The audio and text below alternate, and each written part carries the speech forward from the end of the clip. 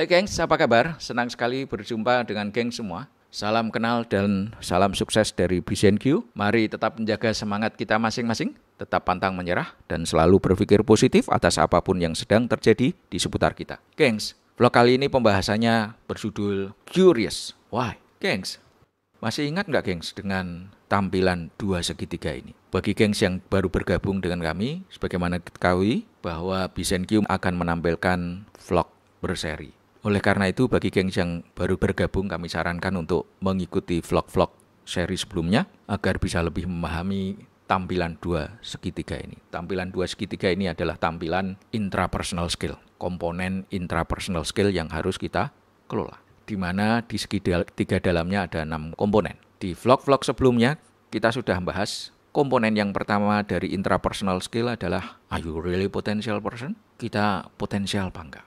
Kalau kita ternyata orangnya potensial, maka kita akan berani untuk bisa mengelola komponen yang kedua. Nah, untuk vlog-vlog pembahasan tentang potensi diri dan bagaimana mengelolanya, silahkan gengs untuk kembali melihat vlog-vlog yang membahas tentang hal tersebut.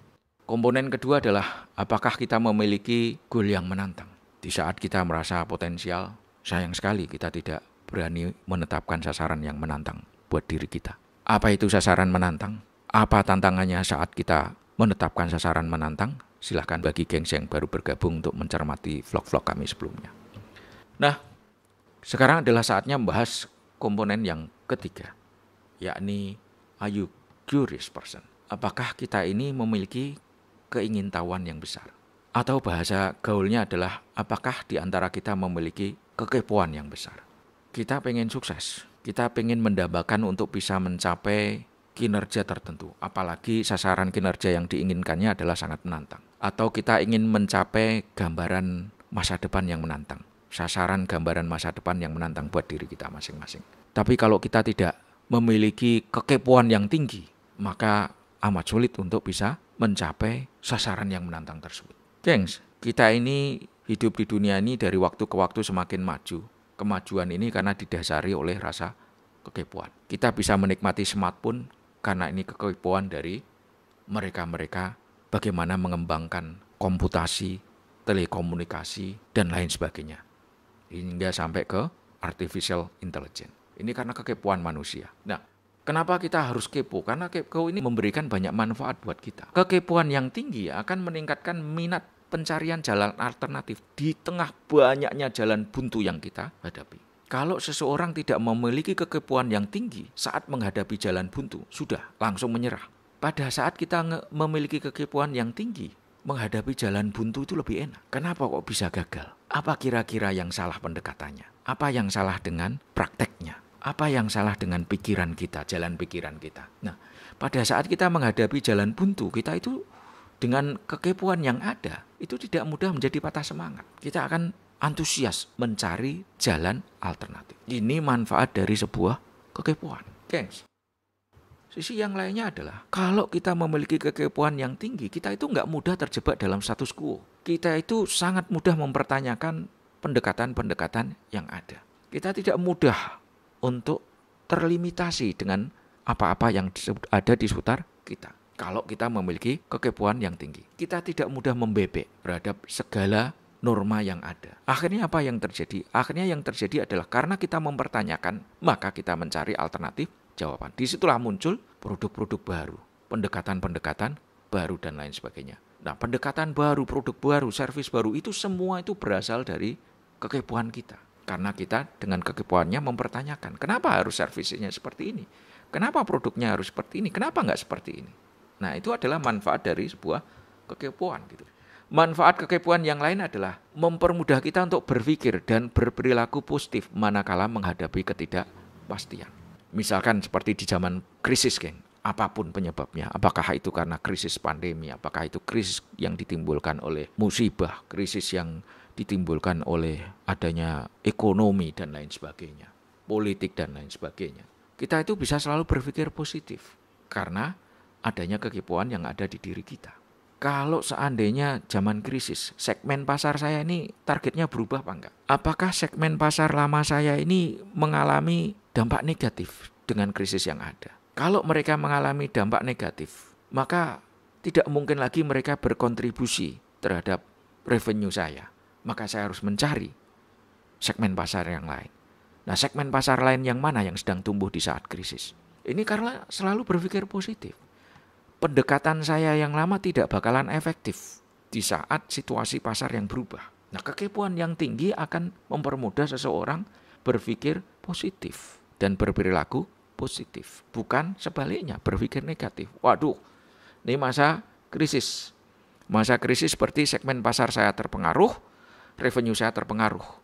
Ya sudah, kalau seperti ini berarti jangan mengharap untuk mendapatkan revenue lebih. Berarti profit kita banyak hilang. Ya sudah, biarin aja, memang seperti itu. Pasarnya seperti pasar kita terpengaruh. Nah, ini kan berpikir yang negatif. Gimana saya mau mencari revenue lebih? Segmen pasar saya terpengaruh secara signifikan terhadap krisis yang ada. Nah, ini adalah pikiran yang negatif. Dengan kekepuan tinggi kita mampu merubah dari pikiran negatif menjadi positif. Akhirnya kita mampu menghadapi ketidakpastian dengan lebih baik karena tidak larut dengan yang namanya kondisi ketidakpastian. Nah, jadi kekepuan itu memiliki dampak positif bila dipelihara dan dikelola dengan baik gitu ya. Nah, sisi yang lain, gengs. Dengan kekepuan yang tinggi itu meminimalkan rasa lelah di saat harus melakukan check and recheck. Karena kita selalu serba penasaran. Kalau kita tidak banyak serba penasarannya, maka kita cepat lelah. Saat kita melakukan check and recheck, proses berpikirnya sudah benar belum? Keyakinannya sudah benar belum? Sudut pandangnya sudah benar apa belum? Tindakannya sudah tepat apa enggak? Ekspektasinya ini benar segini ataukah harus berbeda? Nah, kita kan harus check and recheck seputar kita semua nih, tentang apapun. Saat kita memiliki kekepuan yang tinggi, maka proses check and recheck bisa dilakukan dengan mudahnya dan terus selalu bersemangat. Dan geng, dengan kekepuan yang tinggi tentunya akan memperbesar pemakaian kapasitas otak dan kapabilitas fisik kita. Nah, gengs, kekepuan yang tinggi ini akan menghasilkan banyak pendekatan-pendekatan baru yang lebih efisien dan efektif. Jadi, ayo kita tumbuhkan kekepuan kita, geng. Nah, tentunya kekepuan yang harus kita tumbuhkan adalah kekepuan yang di track yang benar. Sayangnya, geng, kenyataannya mayoritas kita itu keponya tidak relevan dengan goal kita. Kita lebih banyak memanfaatkan waktu kita untuk mengkepo hal-hal yang di luar goal kita. Mayoritas kita itu kepo terhadap hal-hal yang di luar lingkaran pengaruh kita. Mayoritas dari kita itu kepo terhadap hal-hal yang remeh-temeh, yang tidak ada kaitannya dengan goal kita. Kekepuan kita itu seringkali salah arah. Konten kekepuan kita itu seringkali adalah untuk sekedar ghibah, membicarakan orang lain, membicarakan sesuatu hal yang jauh di luar lingkaran pengaruh kita. Kenapa kita enggak mengalihkan energi kita ke hal-hal yang relevan dengan kita? Meningkatkan kekepuan tentang hal-hal yang relevan dengan goal kita. Jangan menghabiskan energi untuk kepo terhadap hal-hal yang di luar lingkaran pengaruh, hal-hal yang di luar goal kita. Kepo tentang berita orang lain yang dimana orang lain tersebut nggak ada pengaruhnya terhadap kehidupan kita. Sama sekali nggak ada kontribusi pengaruhnya terhadap kehidupan kita. Kenapa kita harus kepo ke hal yang demikian? Kenapa kita nggak kepo aja terhadap bagaimana merealisasikan sasaran yang menantang buat diri kita?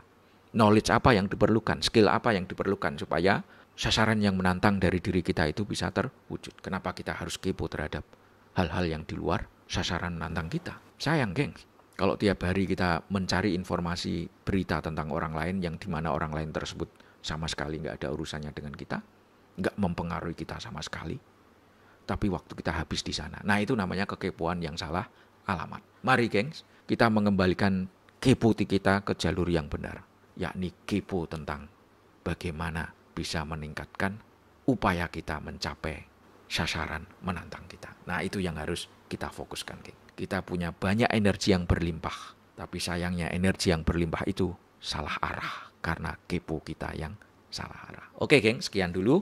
Ayo terus berbuat kebaikan, mari terus berburu kesuksesan dan selalu berpikir positif atas apapun yang sedang terjadi di sekitar kita, agar dari diri kita terpancar energi positif dimanapun, kapanpun dalam rangka mewujudkan sasaran yang menantang yang telah kita canangkan. Gengs, jangan lupa untuk subscribe, like, comment, and share.